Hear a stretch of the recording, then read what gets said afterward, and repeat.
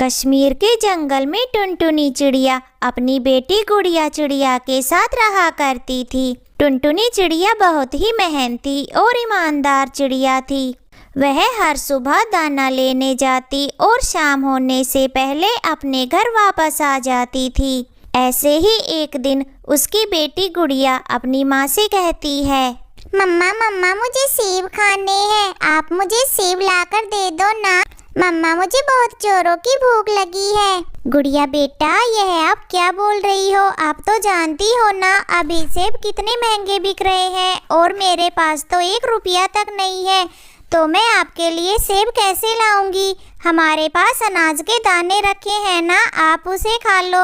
नहीं माँ मुझे कुछ भी नहीं पता, मुझे सेब चाहिए तो मतलब सेब चाहिए, आप मुझे कहीं से भी ला कर दो। गुड़िया चिड़िया तो बहुत जिद्दी थी। वो जो एक बार ठान लेती तो उसे वह हर कीमत पर चाहिए होता है। हे भगवान, अब मैं सेब कैसे लाऊं, ना ही आसपास कोई सेब का पेड़ है और ना ही मेरे पास कुछ पैसे हैं।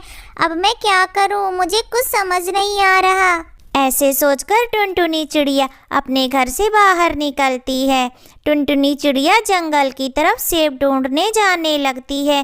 कुछ दूर जाने पर टुनटुनी चिड़िया को एक गाय दिखाई देती है जिसके पैर पर बहुत चोट लगी हुई थी, जिसके कारण वह गाय बेचारी चल भी नहीं पा रही थी। इसलिए वह गाय मदद के लिए पुकार रही थी। उस गाय को ऐसी हालत में देखकर टुनटुनी चिड़िया को उस पर बहुत तरस आता है। बेचारी गाय, उसे कितनी चोट लगी है, मुझे उस गाय की मदद करनी चाहिए। फिर ऐसा सोचकर टुनटुनी चिड़िया उस गाय के पास जाने का सोचती है और फिर टुनटुनी चिड़िया उस गाय के पास चली जाती है। वो गाय टुनटुनी चिड़िया को देखकर उसे कहती है, चिड़िया चिड़िया मेरी मदद करो, मेरे पैरों में चोट लगी है, मुझसे चला भी नहीं जा रहा। गाय जी आप कुछ देर यहाँ रुके, मैं अभी आपके लिए पट्टी और दवाइयाँ लेकर आती हूँ। इतना कहकर टुनटुनी चिड़िया अपने घर के लिए निकल जाती है। घर पहुंचकर टुनटुनी चिड़िया दवाइयाँ और पट्टी ले लेती है और वापस जंगल में उस गाय के पास चली जाती है। गाय जी आपको थोड़ा दर्द होगा, लेकिन पट्टी कर देने से आपका घाव जल्दी ही भर जाएगा और आप पहले जैसे ही ठीक हो जाएंगी। ठीक है चिड़िया, तुम पट्टी कर दो।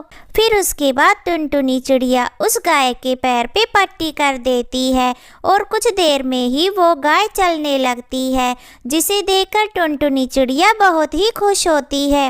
तभी वह गाय टुनटुनी चिड़िया से कहती है, टुनटुनी चिड़िया आज तुमने मेरी बहुत मदद की है, यदि आज तुम मेरी मदद नहीं करती तो मैं कुछ ही दिनों के बाद मर जाती। तुमने जितनी भी मदद की उसके लिए बहुत बहुत धन्यवाद, मेरे ऊपर तुम्हारा एहसान रहा। नहीं गाय जी यह तो मेरा फर्ज था। अच्छा अब आप चले, जब तक आपके घाव अच्छे से नहीं भर जाते तब तक आप मेरे साथ मेरे घर में रहना।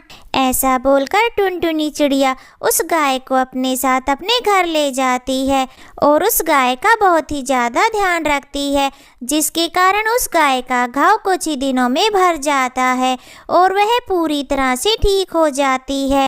ऐसे ही कुछ दिन बीत जाते हैं और गर्मी का मौसम भी आ जाता है। इधर गर्मी से बचने के लिए जंगल में रहने वाले कालू कौवा और सुंदरी कौवी ने एक स्विमिंग पूल भी बना लिया था। एक दिन जब गुड़िया चिड़िया घूमने के लिए बाहर जाती है तब गुड़िया को वह स्विमिंग पूल दिखाई देता है। अरे वाह, ये स्विमिंग पूल कितना अच्छा है, इसमें नहाने में तो बहुत ही मजा आएगा। लेकिन यहाँ पर तो कोई नहीं है, अकेले नहाने में मजा भी तो नहीं आएगा। हाँ मैं एक काम करती हूँ, कल सुबह यहाँ पर नहाने के लिए आ जाऊंगी। ऐसा सोचकर गुड़िया जंगल में घूमने लगती है। जब शाम होती है गुड़िया चिड़िया अपने घर की तरफ निकल जाती है। घर पहुंचकर गुड़िया खाना खाकर सो जाती है और अगली सुबह गुड़िया सीधे स्विमिंग पूल के पास चली जाती है। स्विमिंग पूल में कालू कौवे का बेटा जग्गू कौवा नहा रहा था। तभी गुड़िया उसके पास जाकर बोलती है, जग्गू दोस्त मैं भी तुम्हारे स्विमिंग पूल में नहा लूं? हाँ गुड़िया, दोस्त आ जाओ, हम दोनों मिलकर नहाएंगे तो बहुत मजा आएगा। जिसके बाद गुड़िया चिड़िया स्विमिंग पूल में छलांग लगाती है और वह दोनों मजे मजे से नहाते हैं। तभी दूसरी तरफ कालू कौवा बोलता है, हे भगवान, घर में कितनी गर्मी है, मैं बाहर की तरफ चलता हूँ, बाहर जरूर हवा चल रही होगी। ऐसा बोलकर कालू कौवा घर से बाहर निकलता है और एक पेड़ पर जाकर बैठता है।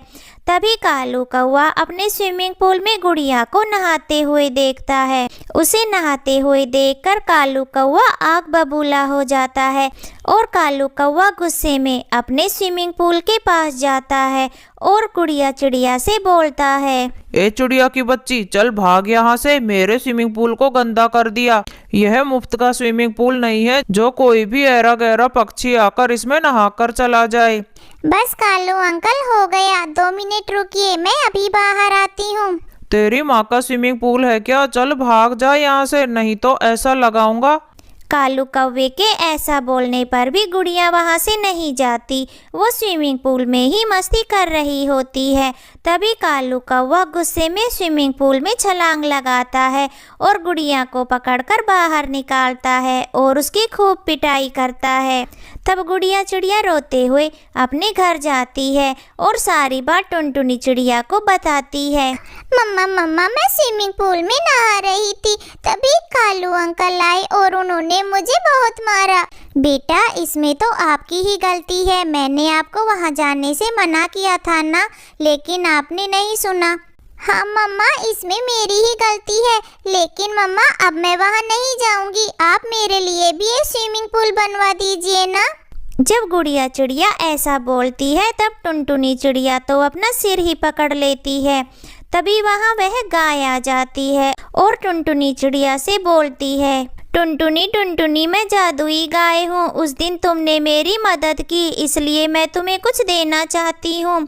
ऐसा बोलकर वो जादुई गाय अपने मुंह से बहुत सारे सोने के सिक्के निकालने लग जाती है और बहुत सारे सोने के सिक्के वो टुनटुनी चिड़िया को दे देती है। अच्छा टुनटुनी, अब मैं चलती हूँ, मेरा जाने का समय आ गया है। इतना कहने के बाद वो गाय वहाँ से गायब हो जाती है और टुनटुनी चिड़िया और गुड़िया उन सोने के सिक्कों को देखकर बहुत खुश होते हैं। जिसके बाद टुनटुनी चिड़िया उन सोने के सिक्कों में से कुछ सोने के सिक्के बेचकर अपने लिए एक स्विमिंग पूल बना लेती है।